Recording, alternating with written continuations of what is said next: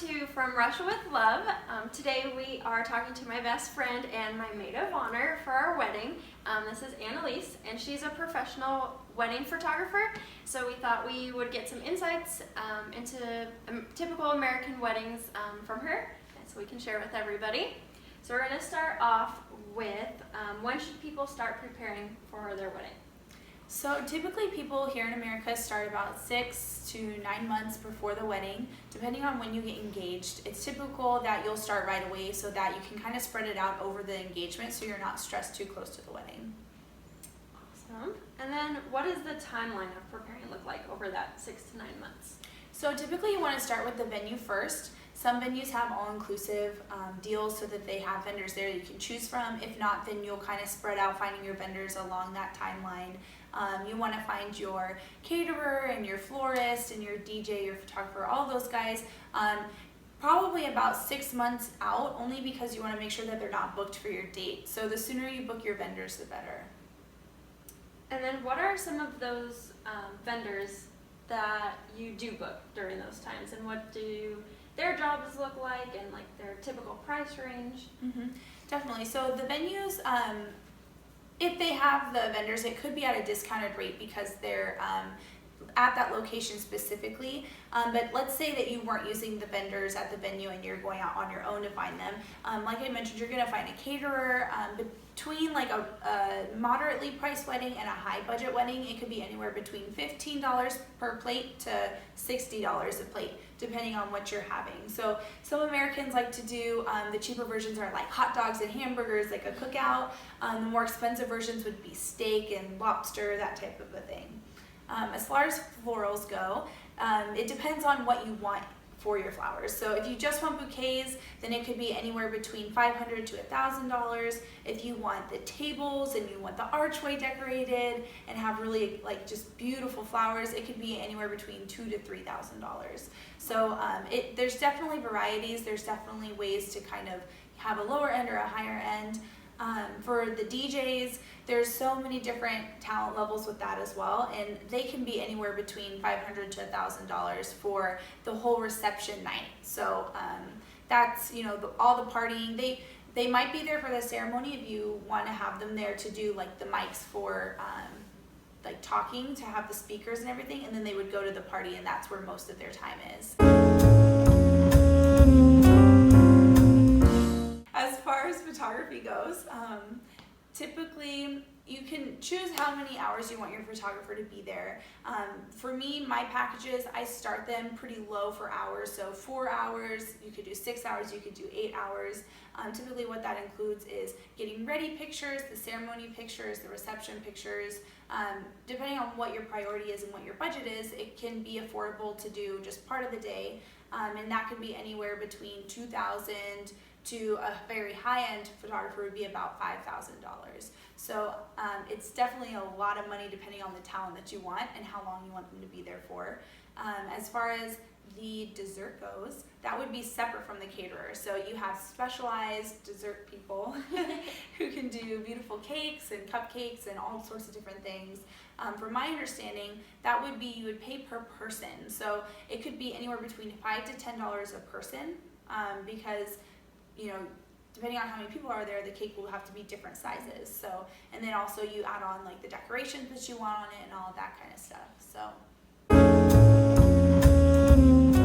and a videographer, also very important. So the videographers have a lot of time that goes into editing after the wedding too. So that's another thing, you know, photographers as well, it's not just the day of. So once they leave the party, they have lots of hours that they're editing. So that kind of goes into the cost too. So with the videographers, they can also be several $1,000s, anywhere between three would be the high end. So like $200, $300, $3,000.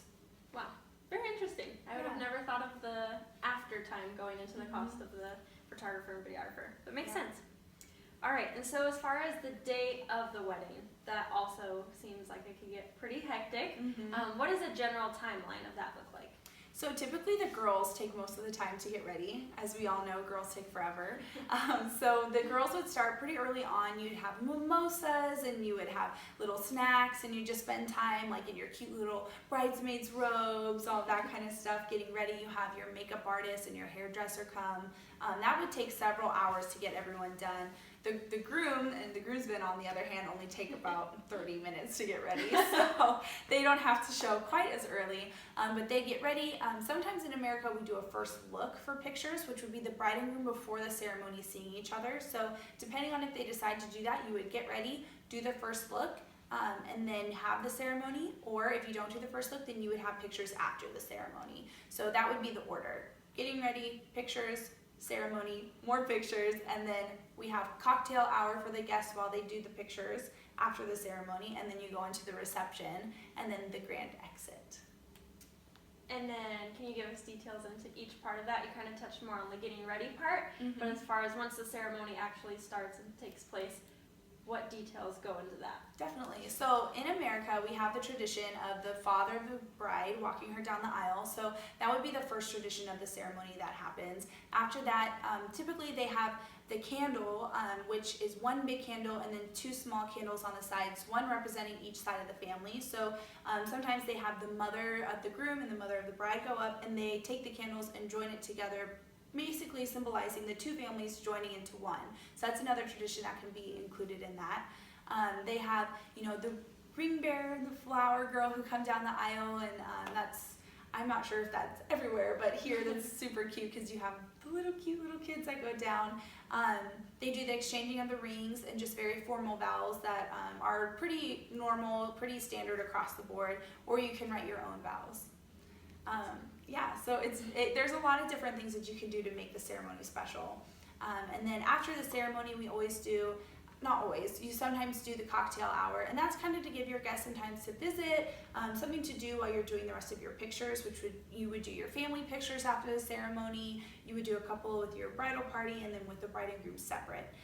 After that, you go into the reception, which is where the party is. It's all the fun is there. So the DJ is blasting the music. It's really fun. The bride and groom do a grand entrance. So sometimes it's fun. The whole bridal party will enter in together, and the bridesmaids and the groomsmen will do like little dances, and they go onto the dance floor, and then the bride and groom will go in, and typically it goes straight into their first dance. So they enter into the ballroom, and then they do just like sometimes really fun dances, sometimes really beautiful dances, or just they could do just like a slow dance while everyone is kind of sitting at their tables. And then after that you eat, you do toasts. The maid of honor and the best man are typically the only ones that do toasts. Sometimes the father of the bride will also, but they try and keep it pretty short so that nobody's sitting for a while trying to listen to all the toasts, because that can get kind of long. And then they do the cake cutting, which is fun. So in America with the cake cutting, sometimes you never know what's going to happen. So sometimes they do where they smash it in their face, or they do it nicely to each other. So it's kind of like a 50-50 on what's going to happen. Sometimes the groom is really sweet and doesn't want to mess up her makeup, and then the bride just smears it everywhere on him. So it's definitely a very entertaining part of the reception. And there's lots of other games that you can play too. That kind of make it fun. And then just dancing. Everybody likes to dance and be out on the dance floor. You've got your drinks, and so you're having fun, and the DJ always has the best music and crazy lights going, and so it's just a lot of fun to be, everyone's there that you love, and so you're having a good party. The last thing is a lot of couples do like a sparkler exit. So they have those sparklers, and then it's like almost like when you were in sports when you're younger and after the game you run under the tunnel. It's kind of like that, but a prettier version with sparklers. It sounds fun. Yeah, it is. It's a lot of fun. And then are there any other specific traditions that you know of that are specific to America, or the most unique tradition you've ever seen at a wedding you've taken pictures for? Yeah, so one wedding that I did pretty recently, this is probably one of my favorite experiences as far as the tradition goes. It was a Jewish dance where the bride and groom are out on the dance floor with all of their friends, and the song comes on, and the crowd puts the bride and groom on chairs and lifts them up on the dance floor. So they're just riding around on these chairs, and it's just, they're going up and down, and the music is crazy, and they're just like spinning around, and they're just having so much fun. And there's a lot of really cool traditions like that that just make it so much fun. Our MC Vlad had asked a specific question. He recently heard of a tradition about here in America that sometimes the bride and groom during the ceremony will clean each other's feet. I personally don't know the whole backstory about that, but I was wondering if you could give us any more details about that. Definitely. So that specific tradition is very religious based. So basically, like in the Bible, Jesus washed the feet of his disciples. So basically saying like he's not above them, he's serving them. And so I think that the couples that are more more religiously traditional based do that, so that they're saying, I'm laying down myself and serving you. And so that's just kind of a physical way to show that to everyone at the wedding. So Slava was telling me a little bit more about the traditions as far as present giving at the wedding reception over in Russia and Kazakhstan. Can you give us a little bit of details about how that looks here in America?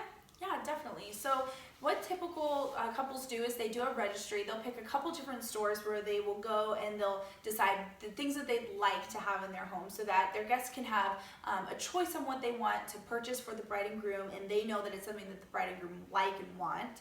There's also other really cool traditions happening where couples are setting up like honeymoon funds. So if they already live together and have everything that they need, then they can say, hey, we don't need a toaster, but we could use some money to go towards a really cool honeymoon. So that's been a really big thing that people have been doing, where they give money and then the bride and groom can go on an even better honeymoon than they already were.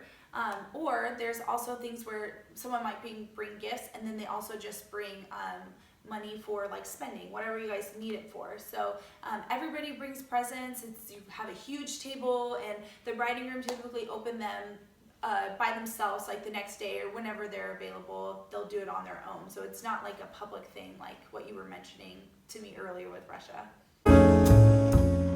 So for our wedding, Slav and I do already live together, and although we don't have 100% of everything that we need, because we have a lot of traveling to do coming back to America, we are asking that gifts more preferably come in an envelope form, just so that it's easier for us to transfer our gifts back to America.